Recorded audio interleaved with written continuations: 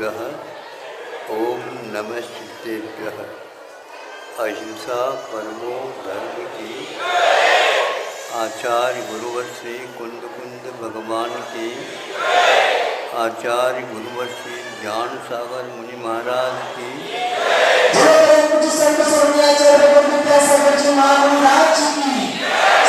आचार्य संघ की। आप लोग ये साउंड का जो आप लोग प्रयोग करते हैं, इसको आप सावधानी से करो। कम आवाज़ में भी ये कार्य किया जा सकता है और वह बहुत स्पष्ट रूप से सुनने में आ सकता है। तीसरा, कोई भी व्यक्ति उसको सुनेगा, सुनने की और इच्छा करेगा और आप ज़्यादा यदि ध्वनि देते हैं तो वह फालतू ही चला जाता है, आप अपव्यय कर रहे होता है और इन यंत्रों के ऊपर दुष्प्रभाव भी नहीं पड़ता, इनकी एज बढ़ जाती है और सुनने वालों की भी एज बढ़ जाती है। इसलिए आप सोच समझ करके, कई बार आपने कहा है इस प्रसंग में,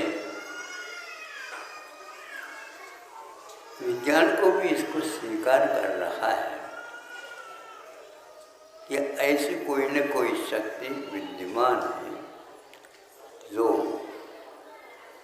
हमें विज्ञान को गौण करके कुछ और दूसरे क्षेत्र की ओर ले जा रहा है। इसको मना तो कर नहीं सकते हैं, किंतु इसकी धारा आज एक प्रकार से प्रवाहित तो रुचि तो नहीं है, लेकिन फिर भी उसमें गड़बड़ी अवश्य या उसके प्रति उपेक्षा भाव अवश्य खड़ा हो रहा है।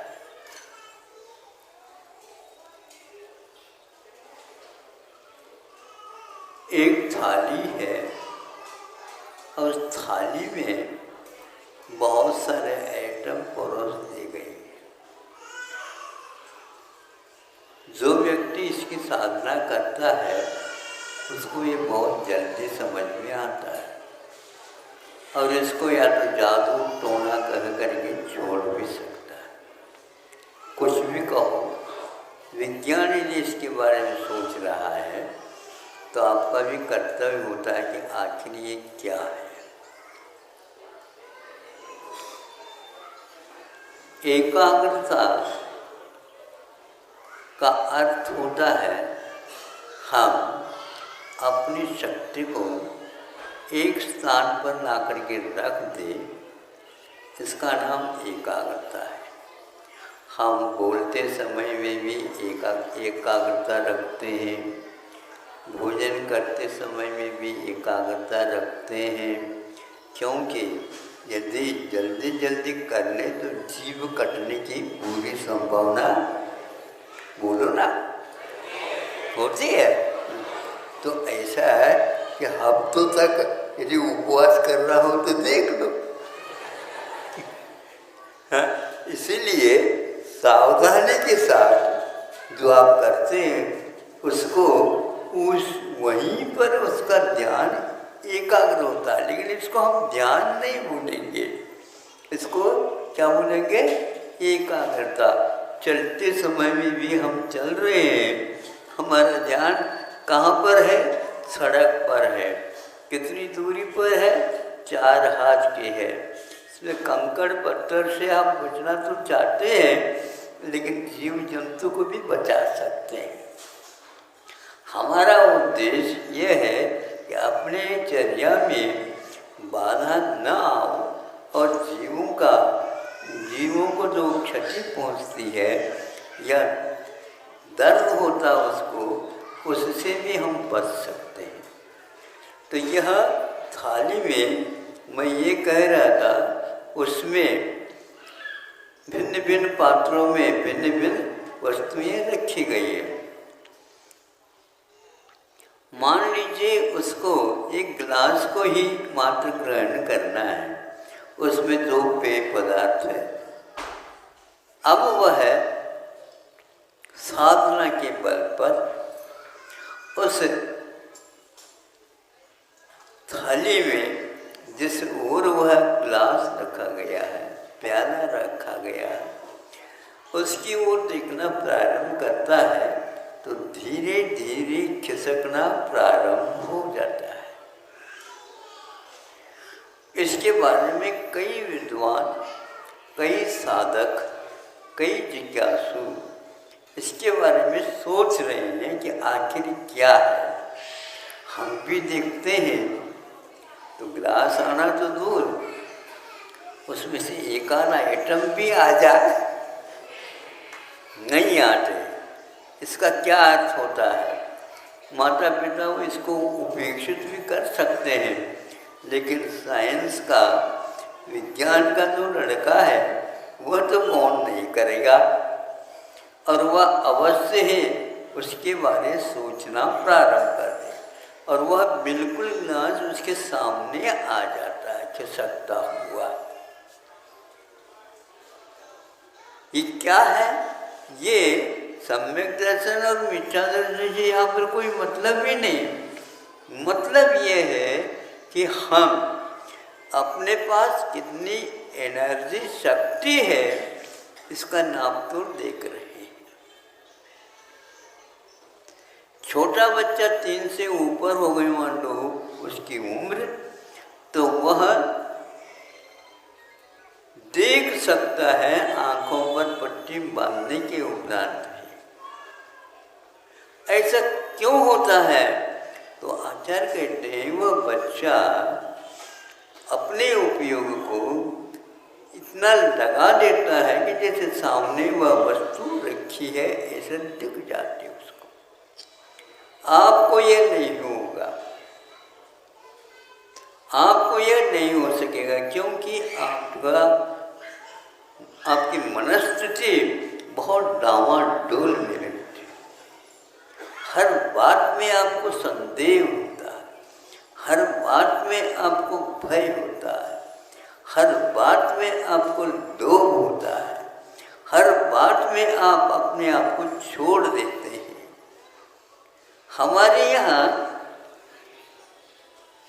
ये बताया 2 समुद्रघाट है, एक मारणांतिक समुद्रघाट और एक वेदनाकृत समुद्रघाट।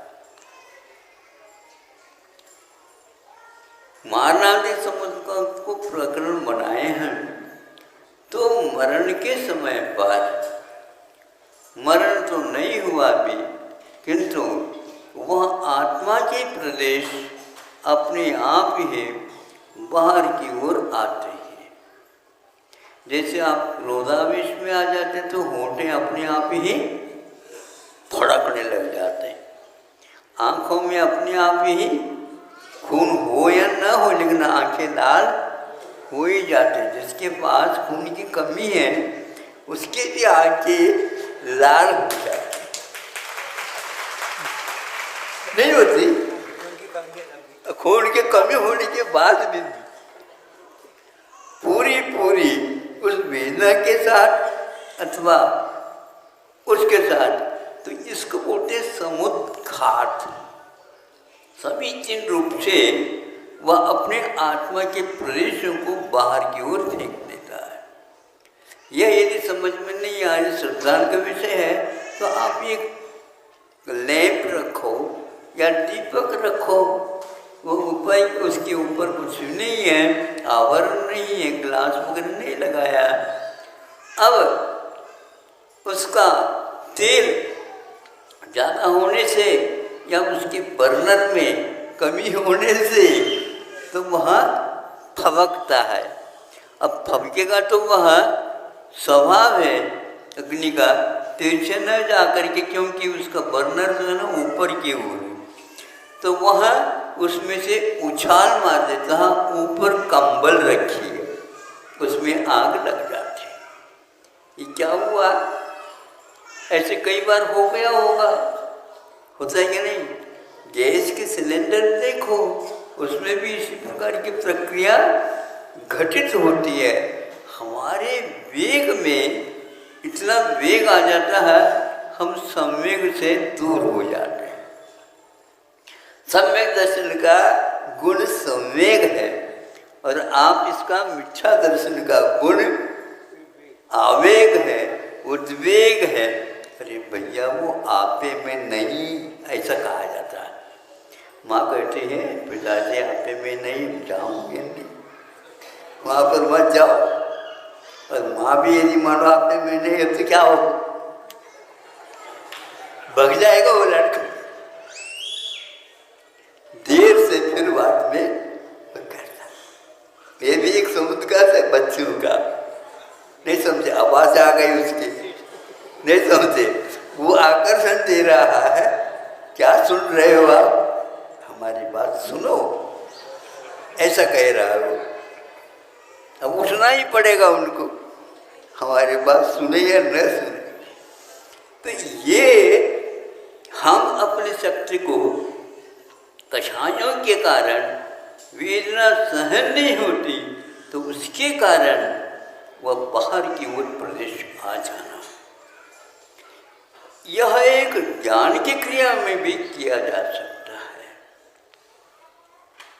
एकाग्रता जिसको बोलते हैं, ये बोलने की अपेक्षा से भी हम कहना ये चाहते हैं, बहुत सारे बोलने की अपेक्षा से सार्थक बोलो पर्याप्त हो जाता है। सार्थक आता तो उसका अर्थ समझ में आना चाहिए, नहीं तो व्याख्या करने लग जाए तो प्रवचन नहीं होगा, वो तो अध्यापन हो जाएगा। इसलिए सरल शब्दों में आप बोलते हैं तो लोग कहेंगे, भैया एक बार और बोलो,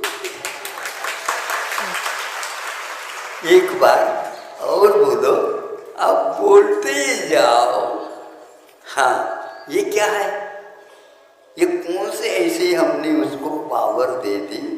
क्योंकि सार्थक बोलने से बात समझ में आ जाती है, और व्यर्थ बोलते जाओ, कुछ समझ में नहीं आया तो आएगा भी नहीं, तो वह छोड़ देगा उसको। ये हानि आप लोगों के वाणी के ऊपर नियंत्रण नहीं होने से होता। शिक्षक लोग अभी कभी भी वो धारा प्रवाह से नहीं बोलते, एक एक शब्द धीरे धीरे बोल करके बच्चों को समझ में आ जाए। एक बार और बोलूं, ऐसे कहते शिक्षक। हाँ, एक बार और बोलो। एक बार और बोलेगा तो वही टोन, वही गति, वही सार्थक रूप से बोलते समय ही अर्थ बहुत कुछ समझ में आ जाता है। पुनः पूछने की कोई आवश्यकता नहीं है। इसको आचार्यों ने एक पाठी कहा। अकलंक देव एक पाठी में आते हैं, ऐसे सुनने में आया।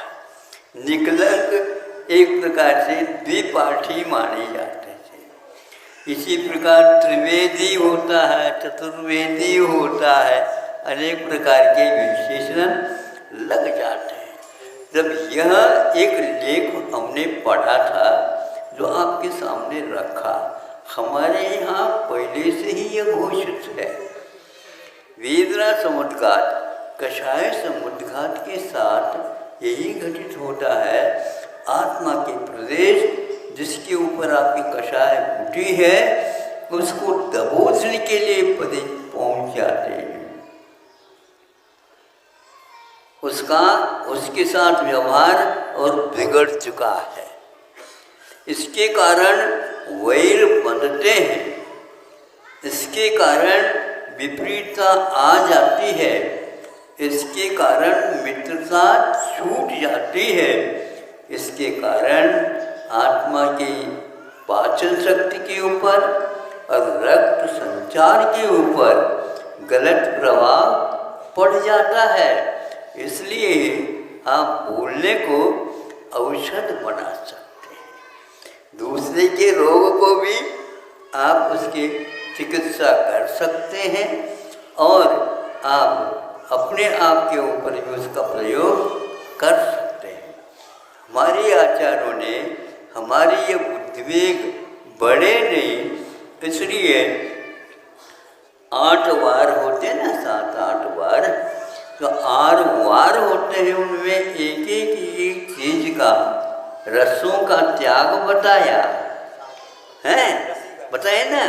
हाँ, एक दिन तो घी का भी आता है, एक दिन नमक का भी आता है, एक दिन दूध का भी आता है, एक दिन उसका भी आता है, इस प्रकार का भी आ जाता है।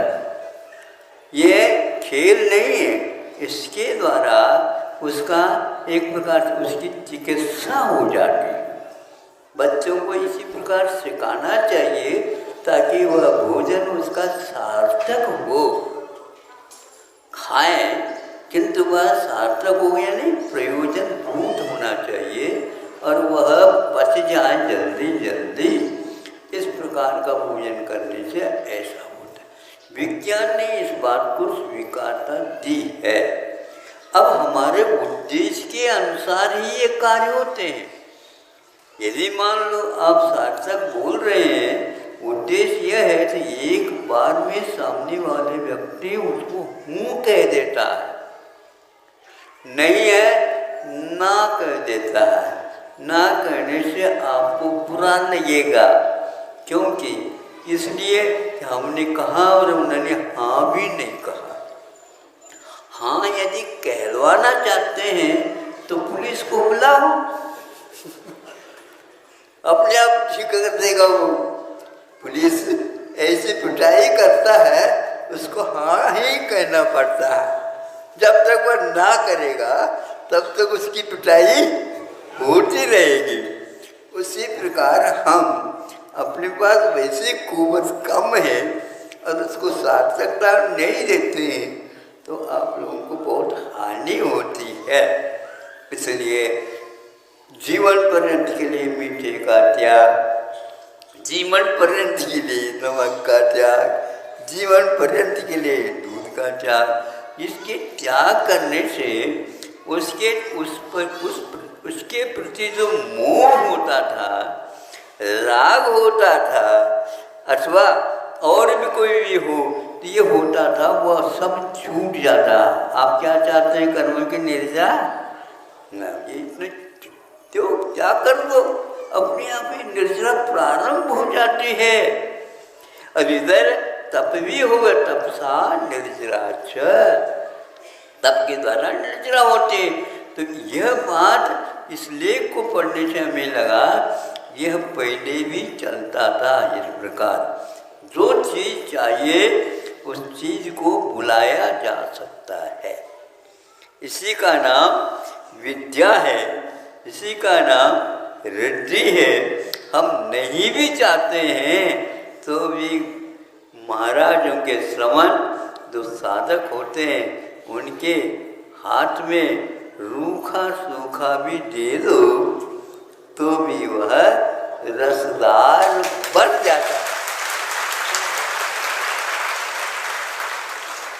नीरस को भी वह रसवान बनाने की क्षमता इस प्रकार आत्मा में है, लेकिन मोक्ष मार्ग में उसका प्रयोग नहीं किया जाता। फिर भी हाथ में आ गया तो उस रूप में परिणत हो ही जाता है। रूखा सूखा भी अमृत श्रावी बन जाता है।